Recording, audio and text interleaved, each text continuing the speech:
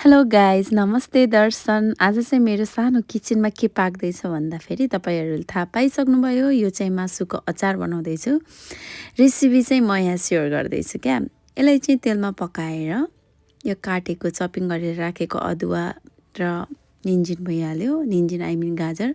अनि चाहिँ यो चाहिँ मैले युज गरेको मरमसला, यो मैले हातमा खेलाइरहेको चाहिँ मैले सबै मसलाहरू मिसाएर बनाएको मेरो टेस्ट होइन, टेस्ट मेन स्पेसल मसला त्यो थियो होइन। अरू चाहिँ नर्मल्ली हाम्रो भान्सामा युज हुने मसलाहरू हालेर गराएको छु। यसमा चाहिँ मैले मजाले अदुवालाई फ्राई गरेँ। अदुवालाई फ्राई गरेपछि मजाले रातो भइसकेपछि चाहिँ निन्जिनलाई हालेँ। निन्जिन चाहिँ यसमा अलि मोटो काटेको थियो क्या, त्यही भएर चाहिँ। अनि यसलाई मजाले पकाएपछि चाहिँ तपाईँले बनाएको पेस्टलाई हालेँ मैले, जुन अदुवा लसुन अनि पछि खुर्सानीको थियो। तपाईँको पिरो चाहिँ तपाईँले कति खाने त्यो अनुसार हाल्न सक्नुहुन्छ। यसलाई चाहिँ मजाले रातो हुन्जेलसम्म पकाएपछि चाहिँ मसँग अखफरी खुर्सानी प्रशस्त मात्रामा मेरो बारीमा फलिरहेको थियो नि त, त्यही भएर यसपटक चाहिँ मैले खुर्सानी अखफरी खुर्सानीलाई पनि मासुमा धेरै मिलाएको छु।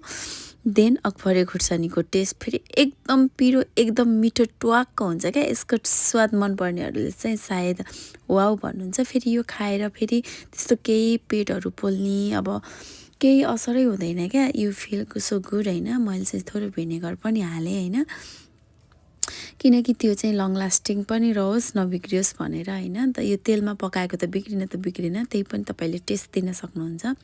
मजाले मैले चाहिँ ठुलो भाँडोमा मजाले फेरि त्यो मासुको रियो अलि धेरै भएको हुनाले चाहिँ मासुलाई यसमा मसला हालेर मोल्दैछु। त्यो मसलामा हालेर मजाले नुन लाग्ने तरिकाले तपाईँले मजाले आफ्नो टेस्ट मजाले लाग्ने तरिकाले चाहिँ राम्रोसँग मोल्नुहोस् होइन। अनि पछि मिक्स गरेपछि चाहिँ मैले चाहिँ माथिबाट धुलो हालेको थिएँ नि, त्यो चाहिँ ऊ हो के तिलको, र अनि पछि त्यो के हुन्छ चिप्लो चिप्लो हुन्छ नि, त्यो नाम बिर्सिसकेँ क्या गाइज मैले। त्यही हालेर मजाले बनाएको थिएँ, एकदम टेस्टी भएको छ। तपाईँलाई खान मन छ भने अर्डर गर्नुहोस्।